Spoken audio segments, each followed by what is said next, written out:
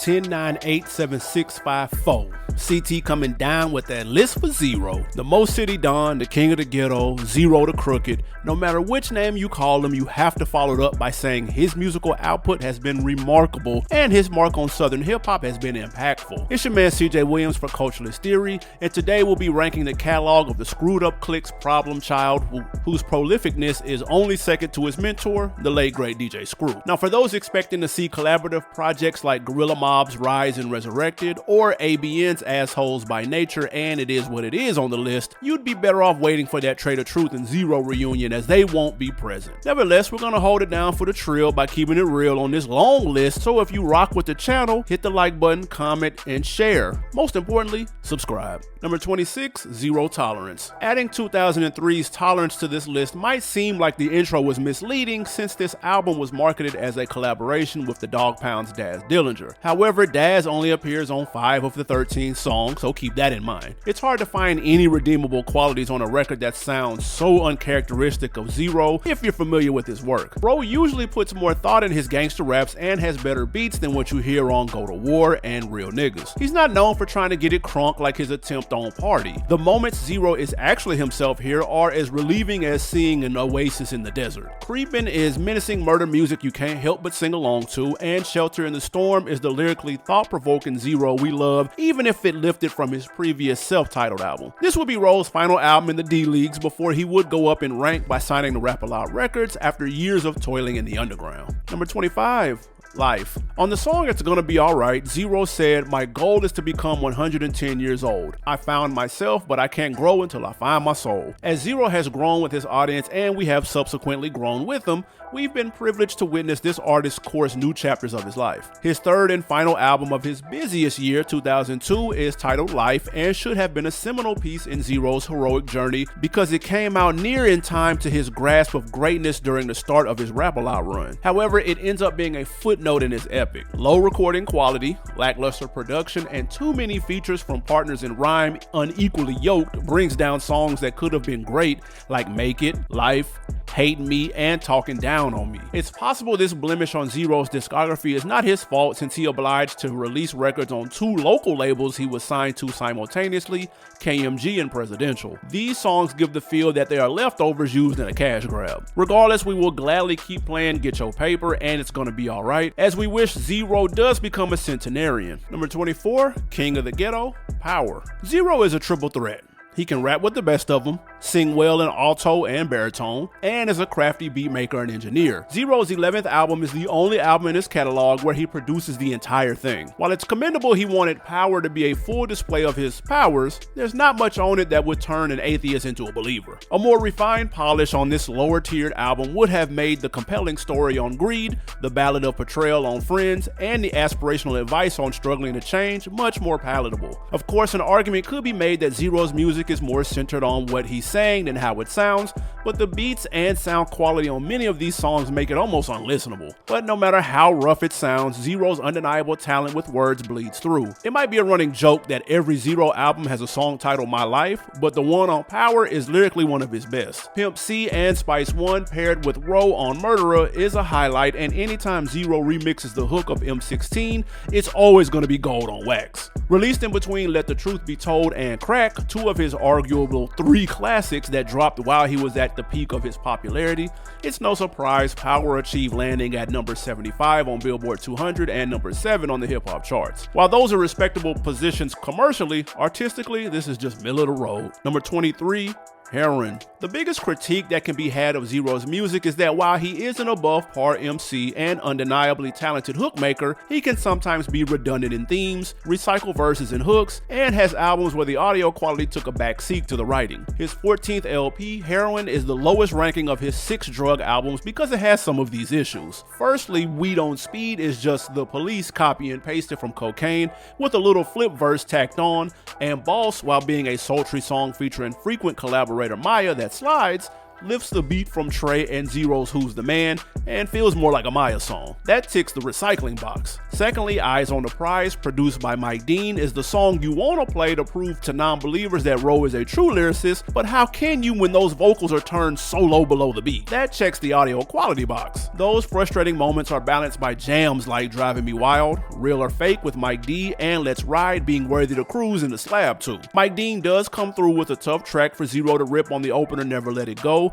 and Zero's Jamaican patois sounds authentic on the reggae-ish Move Your Body. Nevertheless, we meet the issue of redundancy when Blast Myself and Thug Nigga copy Pac lyrics and intonation on top of Zero rehashing tales of being backstabbed for the umpteenth time. Heroin is one of the most addictive hard drugs out, but it's also known to make you nod off. After peaking at number 142 on Billboard, we can't blame anyone for sleeping on this. Number 22, Screwed Up Click Representer. By the time 2002 rolled around, Zero had already built up a reputation for being a prolific artist. He entered the game in '98 and had already released 3 studio albums, 2 collaborations, and a compilation by 2002. So it's no surprise he began his 4th album, Screwed Up Click Representer, with a skit depicting fans shocked yet happy Ro was back with another project. Similar to MF Doom around this time, Zero was a rapping mercenary bouncing from label to label, dropping projects for whoever had that brown paper bag money. Representer was just one of 3 LPs dropped on 2 separate labels in the most productive year of his career then and since. While Zero's work ethic is what sets him apart, it did not save this poorly mixed and mastered album from lacking cohesion. Of course, on this album you have the trademark Zero lyricism on songs like Life featuring H2O and Mr. 32, Plex, Hate, and How Does It Feel, where his heart bleeds through the pen. But to Zero's own admission, back then he didn't care about making sure the engineering of his records was up to par,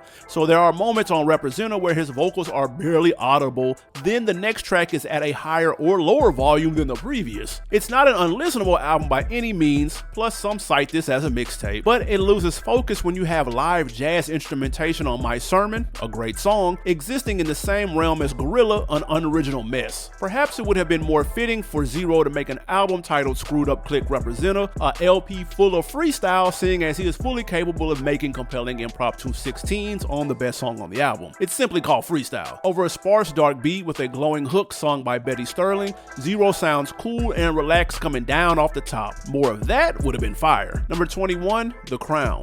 In his interview with Elliott Wilson and B-Dot in 2017, Zero walked through his discography. When discussing his 17th album, The Crown, he basically said it was a throwaway, an FU goodbye to his label. He made it clear that his issues were not with Jay Prince, who he has maintained respect for. It was because he was tired of getting a smaller piece of the pie. His farewell album on Rap-A-Lot has glimpses of greatness, even if Ro is just dialing it in over beats from renowned H-Town producer Mr. Lee, who orchestrates the entire thing. Songs like Keep Shining, featuring Chris Ward, Live Your Life, and Kush Drank Pills are replay worthy with their glossy, heavily synthetic beats, melodic refrains, and of course Ro's bars. This very electronic, snappy album has the feel of a record AI would make if the prompt said, make a modern Zero song. That's not so bad if you feel King Wallonius's work, but this feels like the definition of synthetic soul. You gotta take the good with the bad with this one. The world would be a better place if Zero and dubstep never met on Exotic Girl, but thank the heavens for PAN featuring King Sean. This album would be the end of Zero's working relationship with Mr. Lee,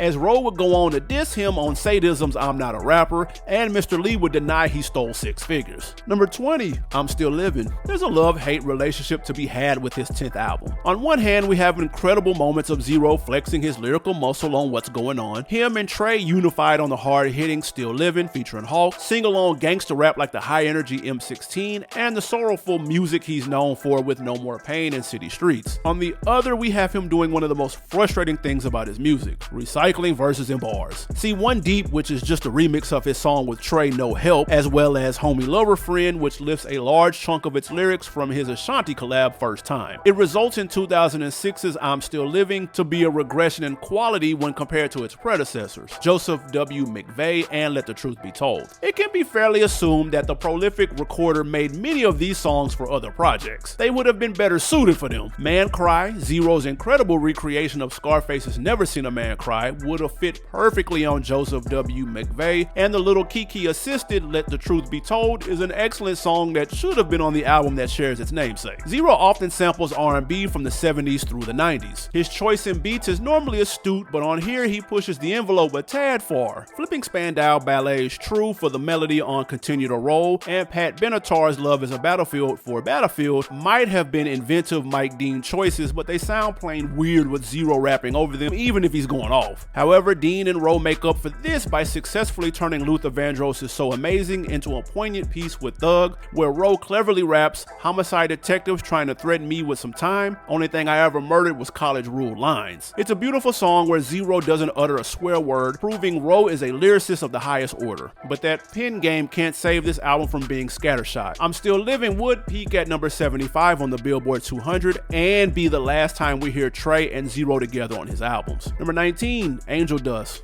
I drop a lot of CDs, that's how I make G's. So much ice in my mouth, my breath is a cool breeze. These are standout bars from the opener Never Been from his 16th album Angel Dust. Zero is a legend not just because he has made memorable songs, it's because of the sheer amount of them he has under his belt. This 2012 album contains These Days, a heartfelt harmony of high energy production, soulful singing, and lyrics so deep you'd be remiss not to notice it's only one verse long. Time, a reflection on the years Zero lost to the penitentiary, and Jackers Wanna Know, a slap so H-Town it would make Robert Davis smile, are also songs you can't forget. Other great records on here are Young Nigga, I Just Wanna Say, the Little Flip assisted Take My Time, and the Erotic Dick on You featuring Cash Money's BG. This record suffers from poor audio quality, which is why it's on the lower rung, but it's not as deficient as Heroin or Power, and if you're listening closely, you'll hear that Zero is revealing quite a lot on this record. The rapper who sounds like he has a permanent me mug lets the mask fall on Truth Is, and actually apologizes to the woman he wrote I Hate You about, talks about the paranoia of fellow Hoover Crips who want to put a bounty on his head, and drops the ballin' rapper facade to reveal Rap-A-Lot just paid for lawyers, advances, and a Chrysler to drive. Truth Is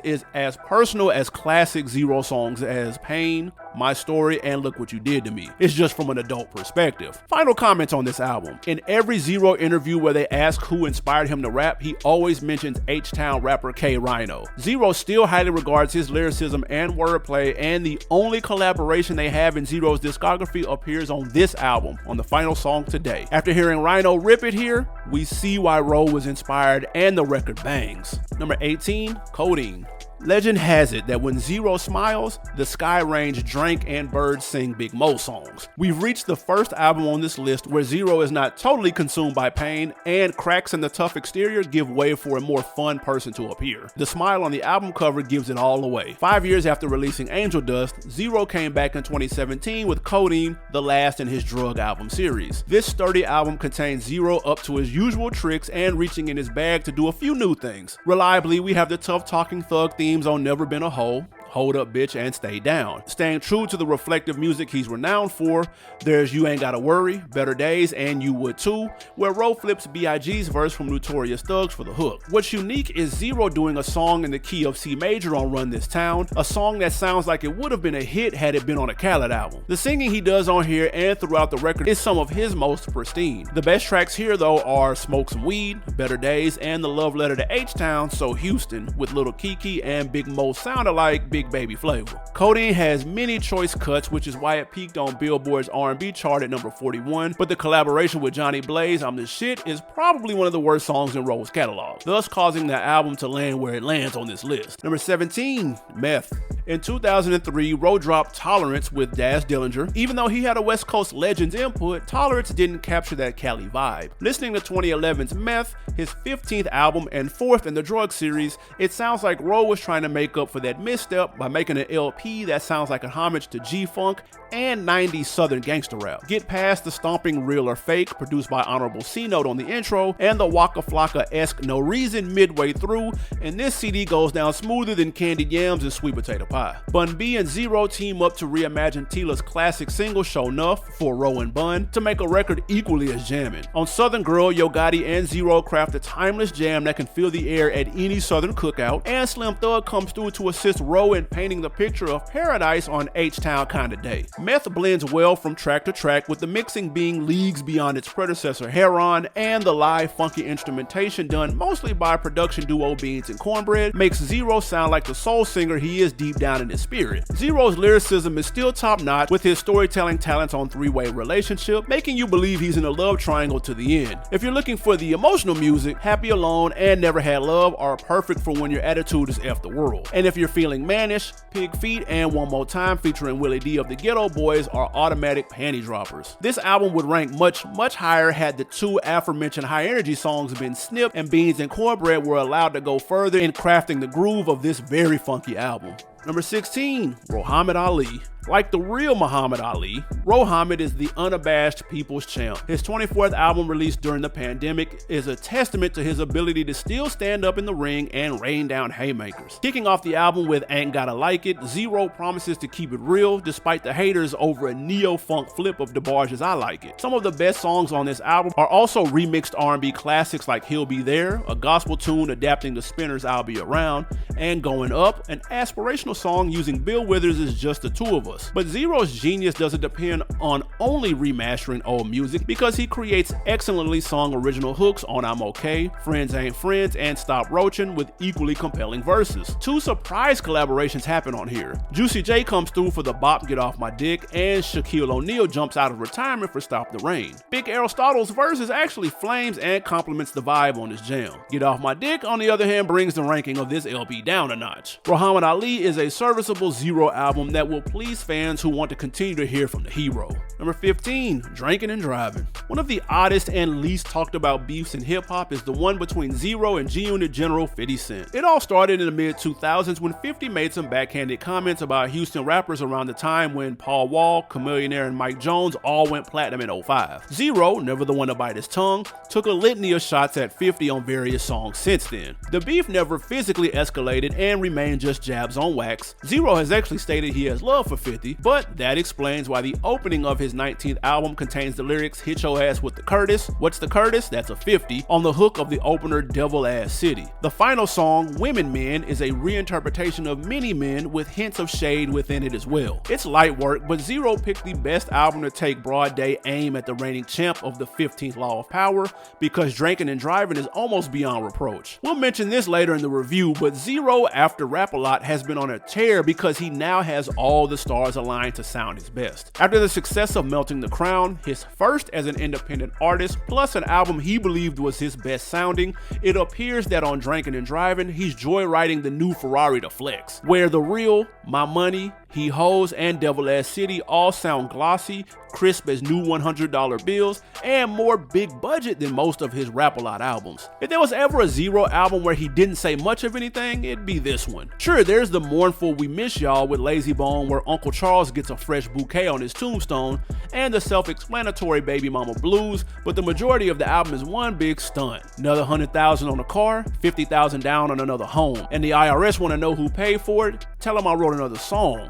Okay, we see you, Ro. He's come a long way from sleeping on park benches, but he should never have to sacrifice the lyrical substance he's always had in his music. And that's why you shouldn't drink and drive. Number 14, Sadism. Much like Marquis de Sade, the 18th century French libertine where the term sadism derives, Zero is a prolific writer. De Sade sought to use graphic depictions of sexual violence and depravity to critique aristocratic French society. He published many novels and plays during his lifetime and was widely read and equally as much censored. It can be argued that Zero's antisocial and masochist themes in his music are meant to challenge hip-hop the same way de Sade's work attacked the French nobility. This is the genre where artists brag about how many homies they got and how they're balling now that they're on. Zero's theme and aesthetic has always been the polar opposite. I don't need no help, I can do bad on my own. 2018 Sadism is an above par album because not only are the songs mostly jamming, but because it's a parody of the dominant trends and themes in hip-hop that Zero Zero has derided most of his career. The same man who said he is, quote, one deep for life,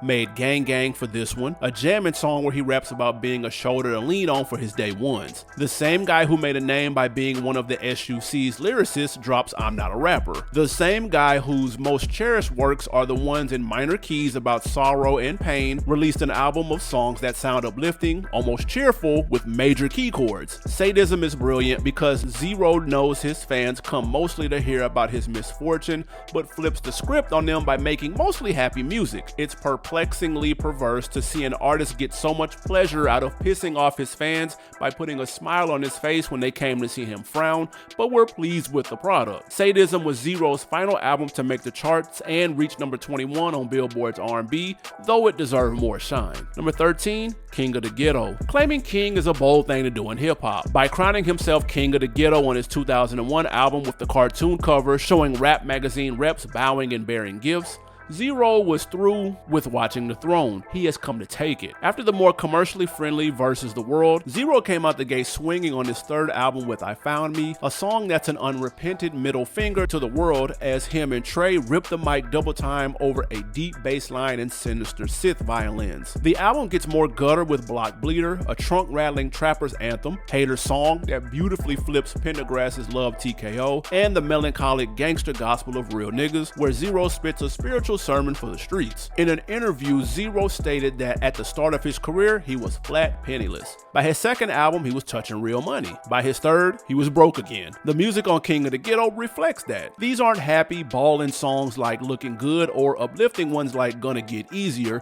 just grim gangster cuts like Wonder If I'm Blessed and depression inducers like All Falls Down. This very bleak album ends on a slightly gray note with Sunshine, where Zero writes heartfelt verses over somber piano keys with a chorus dedicated to his deceased mother. It's a perfect punctuation mark on what can be considered Look What You Did to Me spiritual sequel. The issue with King of the Ghetto is that Mr. One Deep clogs this record with features from inferior rappers to him like Din Din, who appears on 4 tracks. The only exception to that is Trey the Truth, female rapper Slim Chance, and flame spitter Mussolini, who has an absolute show-stealing verse on Wake Up. This fan favorite album is most likely beloved because fans conflate King of the Ghetto with the screwed up remix album that joined the best songs from this project with the album that preceded it. More on that later. Number 12, Zero Versus the World. What separated Zero from other members of the SUC was his knack for penning intricate lyrics about life struggles while others freestyled about candy slabs and sip and drink. After bearing his soul on his 1998 debut and showcasing rapid-fire delivery on the 99 Gorilla Mob album Rise, the Crooked returned in 2000 with his sophomore project Zero Versus the World. Here, Zero strikes a balance between his introspective roots and crafting jams you can swing and bang to without compromising his lyrical prowess. The album's opener, Nigga from the Hood, is a Houston classic. Its aspirational hook, infectious energy, and historical significance cement its place in Zero's legacy. The song's impact is unmatched, with Zero flipping its hook on numerous subsequent records, making it arguably his definitive track. While Nigga from the Hood shines, the rest of the album offers plenty of high-caliber country rap tunes. Worldwide is a hungry anthem demanding recognition beyond Texas. Looking Good pairs Papa Rue's patois with Zero's baller talk for a summertime smash, while Let's Chill sees him dabbling in R&B. The standout though is Swang on Fours, a monstrous track where Big Mo delivers an unforgettable hook and Zero unleashes one of his most stellar tongue-twisting verses. Tragically, DJ Screw passed the day Zero planned to bring him the vinyl, leaving fans to imagine what a screwed and chopped version might have sounded like. The album's legacy is also tied to the 2002 remix compilation Versus the World / King of the Ghetto, which featured the best tracks from both albums and the much beloved bonus track My Story. This fan favorite LP, Zero's first to chart on Billboard, remains a pivotal entry in his discography, combining hits for the streets with his signature introspection. Number 11, Cocaine. After 2008's Crack, Zero released 5 more albums named after hard narcotics, with 09's Cocaine standing as the most worthy successor. Though it charted lower at number 147 on the Billboard 200 compared to Crack's Music's Top 50 peak, Cocaine delivers raw, gritty vibes reflected in its scruffy, no-frills cover art. The album channels a return to roots feel, featuring screwed up Click alumni like Lil Flip, Lil O, and Big Pokey. Tracks like Bottom to the Top, with its aspirational hook, self-produced beat, and standout bars, show Zero's versatility. Other highlights include the hypnotic I Can't Leave Drank Alone, the semi-gospel Haters Got Me Wrong featuring Gucci Mane, and the venomous But, which rivals I Hate You in intensity. The true masterpiece, though, is I Don't Give a Damn, where Zero flips DeBarge's A Dream, the Isley Brothers' Summer Breeze, and the Crusaders' Street Life into a melancholic, inspirational anthem. His poignant lines, I rap pain, poverty, and fraud romancing, highlight his brilliance as both rapper and producer. Cocaine also marks the debut of Beans and Cornbread, whose soulful instrumentation became key to Zero's post-Rap-A-Lot sound, cementing this album's significance in his catalog. Number 10, Melting the Crown. Zero's career spans 3 stages. The struggle stage, 98 to 03, where he honed his craft on screw tapes while releasing emotionally charged music. The Rap-A-Lot years, 04 to 2014, marked by experimentation and uneven output, and his current One Deep era, where he's embraced full independence since 2015, delivering some of his strongest solo work. The third stage began with Melting the Crown, a sharp contrast to its predecessor, The Crown, which Zero has called a, quote, weed plate. Featuring Grammy-winning engineer James Hoover's mixing and Nick Rush's mastering, this album introduced the crisp sound that defines Zero's recent output. Melting the Crown reached number 9 on Billboard's top rap charts and effectively blends G-Funk-inspired southern beats with synthetic trap sounds. Standouts include the funk-driven Look Good and Don't Stop Now, alongside harder tracks like I'm Alive and Keep It Real featuring Rick Ross. The emotional core of the album is Miss My Mama, where Zero details his mother's passing with raw vulnerability. Who these people in my room and why my mama on the floor? The only misstep is Where My Money At, an outdated leftover from The Crown that feels out of place. Still, Melting the Crown marks a pivotal moment in Zero's artistic ascent, setting the tone for his independent era. Number 9, Crack. If you're looking for a buzz, this the wrong CD. Homie, don't press play unless you're ready to OD. Zero's 2008 album Crack stands as a testament to the idea that a classic album may not necessarily be an artist's best. While the Carter 3 may overshadow Crack commercially as a hip-hop staple in 2008, Zero's Crack holds its own as a fan favorite and a top 10 contender in his catalog. The album peaked at number 48 on the Billboard 200, making it Zero's most commercially successful project to date. For many fans, this record represents the apex of his popularity, but critics often argue that nostalgic views may overshadow Zero's later, equally impressive work. Despite this, Crack has earned its place through scrutiny, showcasing Zero at his most relaxed and refined. Departing from his double-time rapping style, Crack opens with the laid-back The Mo City Don and the melodic Baby Girl, signaling a shift in tone. Tracks like Here I Go and Lonely spotlight Zero's signature hook and vivid lyricism, but the album truly finds its stride midway with bangers like Made, the sinister Mo City track, and Top Notch, which features Pimp C's unforgettable hook. The crescendo builds to Crack's crown jewel, 25 Lighters, a 9-minute freestyle epic that showcases Zero's unmatched artistry. With its screw-inspired production and raw energy, it stands as one of Zero's greatest achievements. While Crack came in the same year as Lil Wayne's monumental Carter 3, Zero carved out his own lane, blending freestyling, singing, and producing into a cohesive, intoxicating mix. Though the rumored Weezy remix of Top Notch never surfaced, Crack remains a standout in Zero's storied career, a classic album that continues to resonate deeply with fans. Number 8, No Love Boulevard. What's a 20-plus year career without a flirt with retirement? In 2017, Zero teased No Love Boulevard as his swan song, but fans quickly learned it was just a clever marketing ploy. If it had been his finale, it would have been a graceful exit, as No Love Boulevard is one of his most solid projects. With no rap features across its 14 tracks,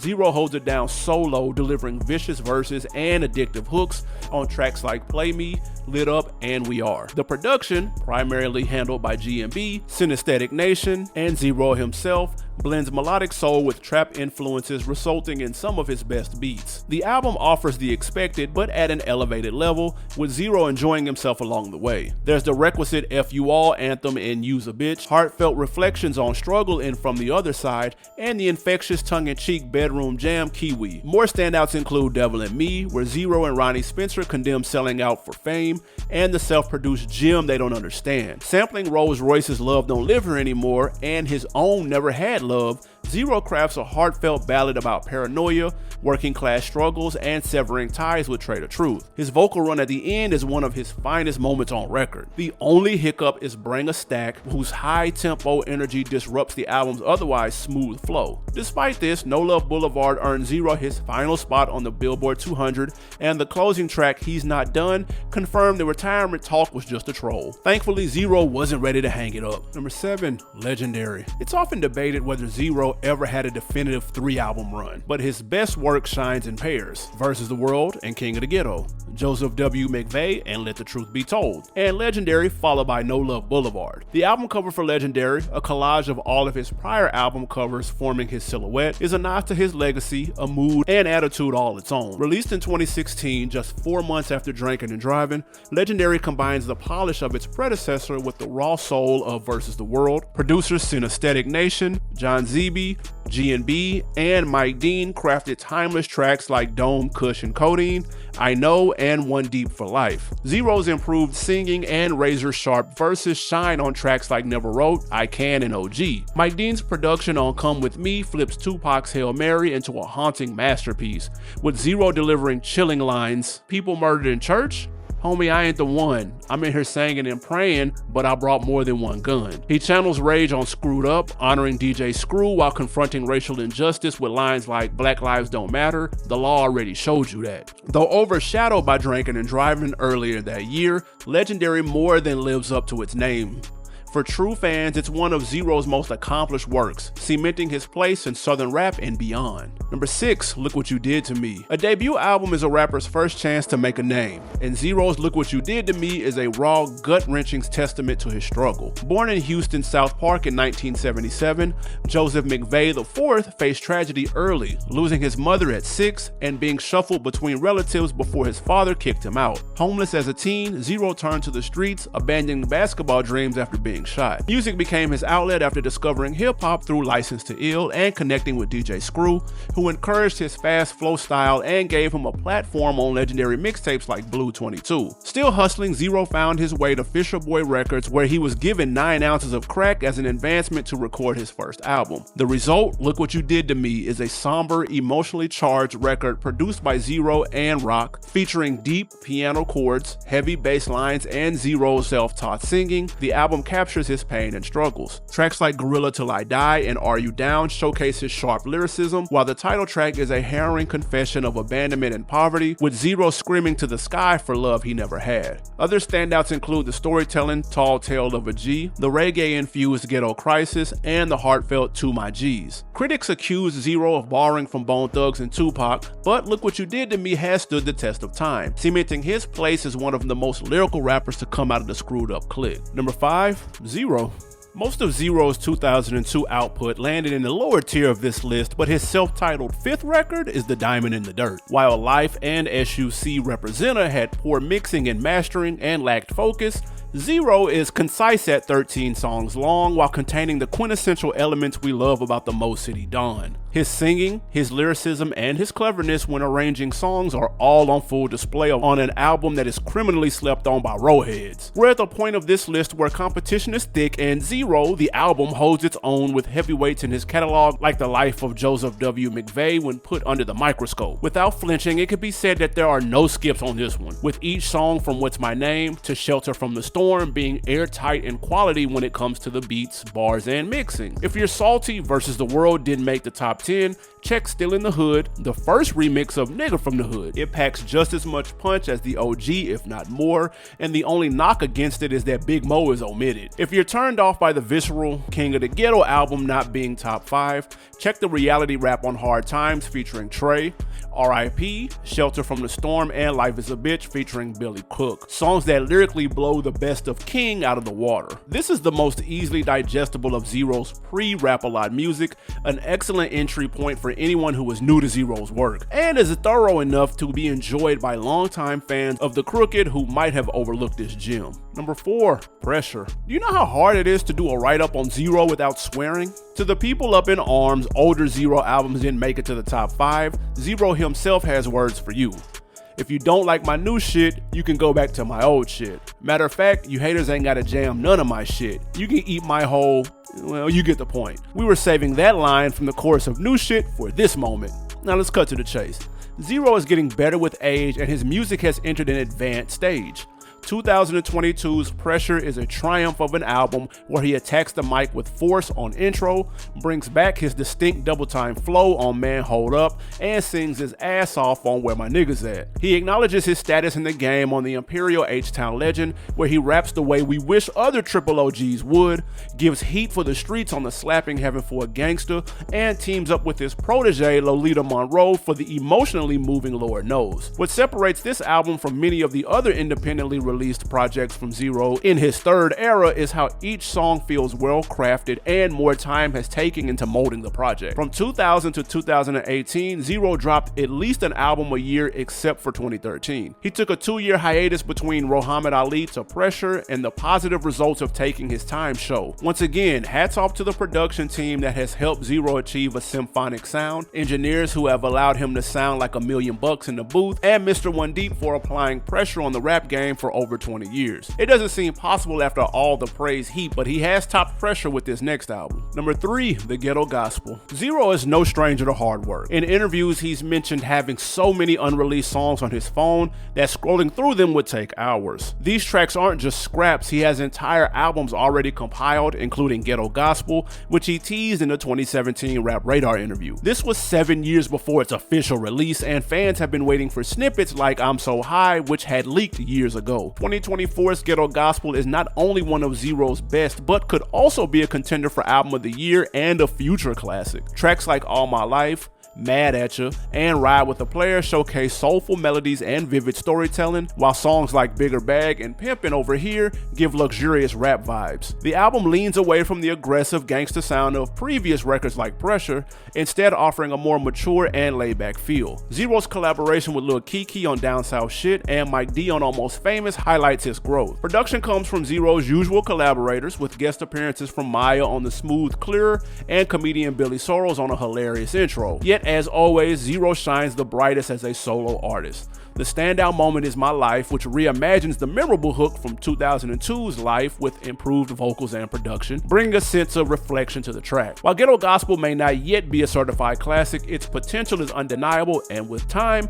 it will likely be remembered as one of Zero's finest works. Number 2, The Life of Joseph W. McVey. E41 said anything over 20 years old is a classic, and 2004's The Life of Joseph W. McVey certainly fits that mold. This album marked a pivotal moment in Zero's career as he signed with Rap-A-Lot, a label that had eluded him earlier. In 2003, Jay Prince, after seeing Zero's potential, signed him despite Ro facing a murder case at the time. By 2004, Zero was a polished artist reflected in his dapper album cover and his rise to the forefront of Houston rap. The Life of Joseph W. McVey is a masterful work that solidified Zero's place in the game. At just under 50 minutes, it's one of his shorter albums, but each of the 13 tracks takes us deep into his world. The album opens with the Hustler's anthem On My Grind, and then shifts into the high energy Zero. The standout moment comes with These Niggas, a collaboration with Scarface that features a legendary lyrical clash between the two. Mike Dean's soulful production is key to this album's success, with him handling 8 tracks. It was during this time that Zero's most popular song, I Hate You, was born, blending soulful singing and raw lyrics that made Zero a star in the region. Other highlights include the introspective Too Many Niggas, the protest anthem Crooked Officer, and the emotional Everyday with Trey. The album's versatility from Lil Mama to gospel-infused Happy Feelings ensure there's something for everyone. While The Life of Joseph W. McVey passes the 20-year test and remains a classic, it's not quite number 1 here. Zero's catalog boasts multiple classics, and the top pick on this list is even more expansive, ambitious, and excellently executed. Number 1, Let the Truth Be Told. In interviews, Zero often comes off as reserved and low-key, rarely showing much emotion. However, when it comes to the behind-the-scene footage of his recording process, he's a completely different person. In his in-house studio, Zero becomes lively, engaging, and passionate as he explains his techniques and equipment. The making of The Life of Joseph W. McVey was a learning experience that brought us an undisputed classic. Yet, it also came with frustration. Mike Dean's slower-paced recording method didn't sit well with the prolific Zero, who was eager to work faster. This frustration led him to build his own studio where he could experiment and rapidly record. This self-sufficiency paid off, and his King of the Ghetto studio became the birthplace of some of his best work, starting with 2005's Let the Truth Be Told. Clocking in at over an hour with 17 tracks, the album is a holistic and adventurous body of work. It opens with arguably Zero's most iconic freestyle, Mo City Don, where he flows over Eric B. and Rakim's classic beat from Paid in Full. Zero himself was surprised by the song's popularity, especially since it's not as lyrically intricate as some of his other tracks. Despite his reluctance to perform it, Mo City Don has become an anthem in Houston, with Drake often playing it during his performances in the city. Bun B even argued that it's second only to DJ Screw's June 27th when it comes to defining Houston songs. But Let the Truth Be Told isn't just defined by one record. It's packed with unforgettable tracks that showcase Zero at his best. Songs like Help Me Please, Every Day, Same Thing, and Another Song reveal his emotional depth, while tracks like One Night and Respect My Mind demonstrate his lyrical and musical versatility. Zero also tackles weighty themes like the double standards of being black in America on It's a Shame, and offers a unique twist on the cliched I Love My Mama song with Auntie and Grandma. The album's success was bolstered by its standout singles, including the seductive First Time featuring Ashanti, the hilarious Mule with Juvenile and Devin the Dude, and the anthem From the South with Lil Flip and Paul Wall. Let the Truth Be Told is not only the pinnacle of Zero's career, but also marks the artistic climax of his collaboration with Trey, who would soon part ways with him. Despite not achieving the platinum status he'd hoped for, Let the Truth Be Told is undoubtedly a classic. From gritty gangster tracks like I'm a Soldier to reflective life lessons on Same One, this album represents Zero at his finest. It's his best work, hands down. Yo, y'all been asking for this one, so if you stayed all the way to the end, show some love to that like and subscribe button, and make sure you leave a comment with your top 3 Zero projects. Also,